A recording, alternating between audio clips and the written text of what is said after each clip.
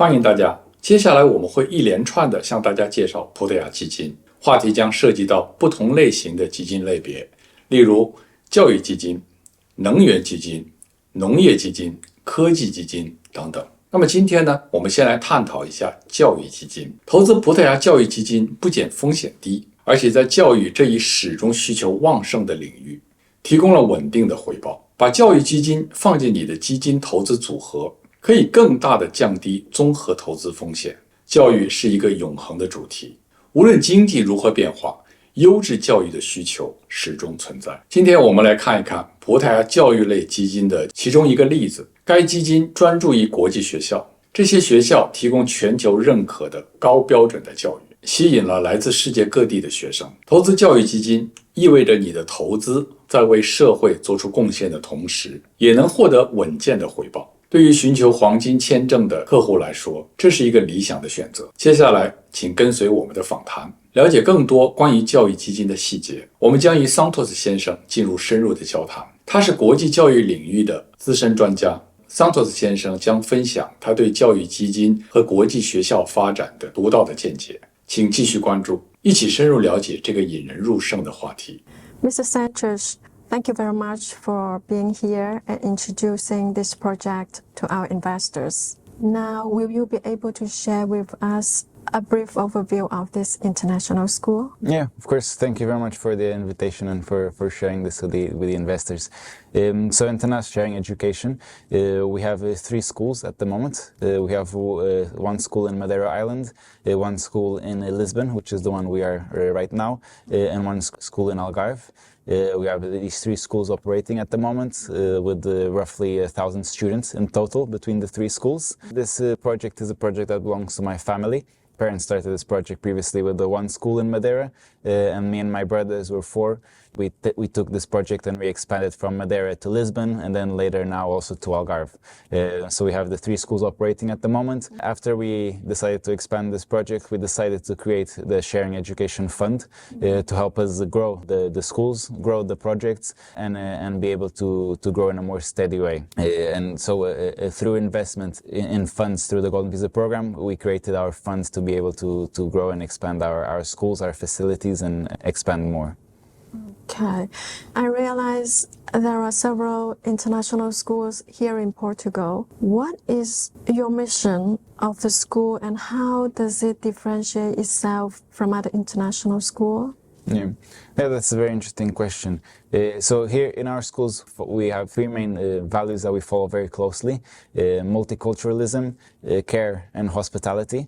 Okay. So multiculturalism, obviously we have over 60 nationalities here in the school, so we have students joining us from all over the world, which brings us to our hospitality value, which we come from a background of hotels, so we understand it's very important to welcome new families into our school, welcome new families, new investors into our community, and welcome them to our country. So the sense of hospitality is something very important, and care also is something that we take very close. We have many students joining us from many countries. It's very important to have the sense of care, caring for each other, caring for ourselves as well, caring for our mind, our bodies, and this is something that is reflected on the school in our learning environments, the way that we have our physical education, our foods that we provide in the school, our learning spaces as well, is all something that's very providing a very caring space for the students as well.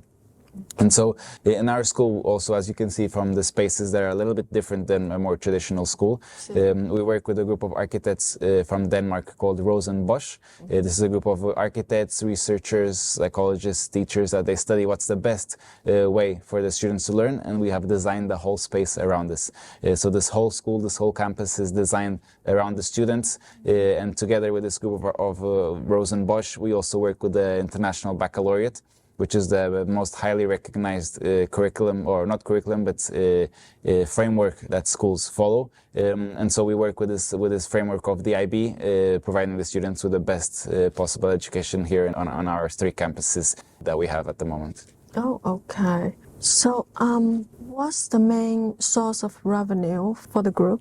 Yeah. For example, tuition fees, donations? Yeah, so our main source of, our only source of revenue is the tuition fees that are from the students. The tuition fees, after school activities, food, all of the services that we provide for the students. We are a private company. We don't have any grants or incentives.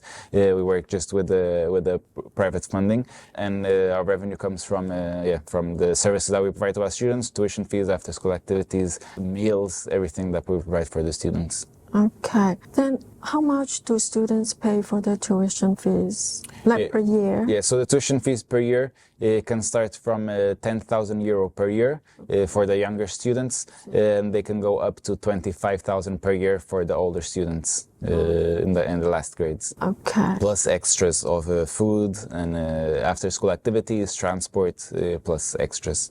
What are your long-term strategic goals? Mm-hmm. Yeah, so for the three schools, speaking firstly about this one, the school in Lisbon. So we have a big expansion plan here in Lisbon. At the moment, we started this project in 2018 with roughly 150 students. Today, the school has 700 students. We've grown a lot in infrastructure as well. We have a very large campus at the moment, which we are developing. We have a campus with an area of 14 hectares that is being developed at the moment. So our intention is to grow from the current 700 students to 1,500 students in the coming years for Lisbon campus. For the Madeira campus, we will also have a big development plan over there. So at the moment in Madeira, we have around 250 students. We are moving to new facilities in September 24. We are finishing them at the moment. We will move to these new facilities and we will expand from 250 students to 500 students. And in Algarve, the newest project that we have is something that is very new. We started this just a couple of weeks ago. We completed the acquisition of a school there that we will expand. The school at the moment has around 80 students in Algarve, and our goal is to expand the school from 80 students to around 300 something students. So these are the three main projects we are working at the moment. We have other projects that we are looking at, and we will keep expanding and growing in the future with other projects. However, these are the three projects that we are working at the moment. And so something very interesting about sharing education, about our fund, is that when we start the fund, we didn't start this fund with the idea to create a school and to acquire something and to build a school. We started this fund already with the schools in operation, with around 1,000 students already in the schools. So this already started with from day one. The fund already has a business working, not an idea to create a business. Our projects are not on paper. Our projects are happening. Even this project over here, we're expanding at the moment, but part of this expansion has been done. And in fact, in this building, this location where we are at the moment here in the Lisbon campus, part of this campus was already partially built with the money from investors from our fund. So this we already have the first success case here in Lisbon. And now with the new investment, we will relocate a lot of it to Madeira campus and to Algarve campus as well. Okay, that sounds promising. What are the biggest challenges and risks facing the school? How do you plan to mitigate those risks? Mm-hmm. Yeah, so the only true risk we see here at the school is because we have students from all over the world, from a lot of countries. The school works because a lot of foreign families are moving to Portugal. They need international schools for their children.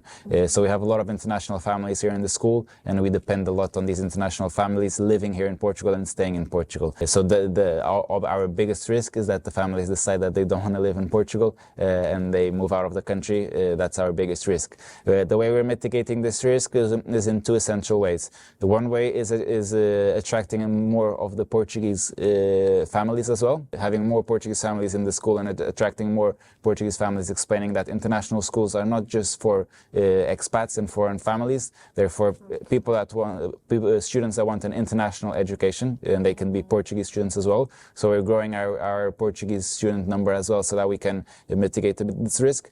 And also we're building here in Lisbon and in Madeira boarding facilities, which is a market that we don't work with at the moment. At the moment we work just with the day school. But working with the boarding facilities, having the boarding facilities on campus so the students can live in the school and stay in the school will open up a lot of doors for a big market that we're not working at the moment. For example, with the Chinese market, that we know that there's a lot of families that don't want to move to Portugal. They just want to send their kids to Portugal. And by having these type of facilities, we will have a bigger market share and more students joining us. So we will decrease the risk of families leaving Portugal because we will have facilities for students to stay here and the families to live in their home countries. Okay. Just now you said one of the strategies to mitigate those risks is by attracting more Portuguese students. How do you plan to achieve this? Yeah, so we have currently around 10% of our student population is from Portuguese students. We want to keep an international environment as well, so we have to take this into account.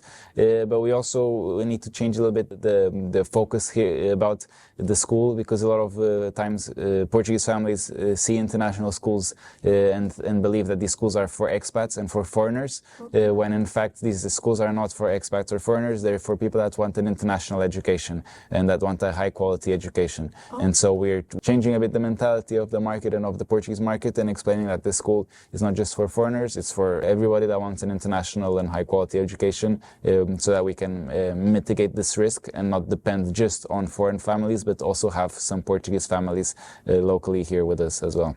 Okay. And this is something especially we're doing in Madeira. The market in Madeira is a bit smaller. So in Madeira we have to attract a bit more the local markets, because we're talking about an island. So we have to attract a bit more the local market as well. Okay. That's great. What are the potential exit strategies for investors? Yeah. So the investors, they have a very straightforward exit strategy, because all the investors that invest in our fund, we have an option agreement with them that they can exercise in year 6, where we will buy back this investment from them. So after in year 6, we will buy back the investment from the investor, and this is their exit strategy that is defined once they enter the funds in the beginning. So they can either exit the fund in year 6. We buy back their option at the price that their units of participation at the price that they paid. We buy them back in year 6, or we can buy them back in year 12, which is the end of the fund, the last year. We can buy them back in the year 12 as well, so they can decide if they want to stay for the full duration of the fund or for just half of the duration of the fund. So for our investors, their exit strategy is a very clear, and it's defined the moment they enter our fund. The moment they invest in the fund, their exit strategy is already defined, that in year 6 we will buy back, or year 12. Okay. So you mean in the midterm you will buy back, like the midterm is year 6, you are willing to buy back from the investors. And what makes those investors, like for example, to stay extra longer in the fund? Like for example, you can buy back at year 6. What makes the investor, if I would like to stay longer to year 10? Yeah, so if they stay until year 6, they get a 4% yearly return on their investment. If they stay until year 12, between year 6 and year 12, they receive a 6% return on their investment between those years. We have also created this because we understand that a lot of times our investors invest because they're interested in the Golden Visa program, and sometimes they need more than 6 years, or sometimes they want to keep the investment longer. So we have this option that they don't need to exit on year 6, they can stay until year 12. Okay. So that also means that is the plan you can provide the return to the investors, right? Is that the plan to provide returns to the investors, year 6, and then you can buy back? And yeah. So in year 6, we can buy back, and in year 12, but the returns that they receive are annually, so they will receive them every year. And their returns are capped at 4% and later at 6%, because we consider this a moderate risk fund, and we buy back the option in year 6 or year 12. And because they have this buyback option, they also have this return capped at 4 or 6%. So they enter into this fund knowing how they're going to exit, and they have this this return also capped at 4 and 6%. Okay. This plan will also appear in the contract, right? Yeah, of Because course. Yeah. We have fund management rules. When they do the subscription of units, all of this information is provided in this package, and we can share this package with any interested investor as well. We can share this package. We can have a call with our lawyers to explain everything. With their lawyers, everything is very, very clearly written. Because we work by being a fund, we are publicly registered as a fund with a CMVM, which is the local entity in Portugal that monitors all the funds. And because we have foreign investments, this entity is obviously highly regulates the funds, and we have to have everything documented, of course. Okay. Thank you very much. Thank you, Mr. Sanchez. 非常感谢桑托斯先生今天详细分享。通过他的见解，我们不仅更深入地了解了教育基金的重要性，也看到了投资于国际学校所带来的独特价值和机遇。正如我们今天所探讨的，教育基金提供了一个既安全又极具价值的投资途径，不仅可以申请黄金签证，而且有助于您的财务增长，更是对社会和未来一代的积极投资。如果您对教育基金感兴趣，或者想了解更多关于黄金签证的信息，不要犹豫，与我们联系。我们是护航移民，为您和家人在移民的道路上保驾护航。我们公司注册在葡萄牙，可以为客户提供投资移民一条龙服务。和国内的移民公司相比，我们更有本地优势。除了可以保证您的隐私安全，我们还可以更好地保护您的投资安全，可以让您的投资更加透明，更低风险。接下来我们会给大家带来更多的关于葡萄牙基金的话题，敬请大家期待。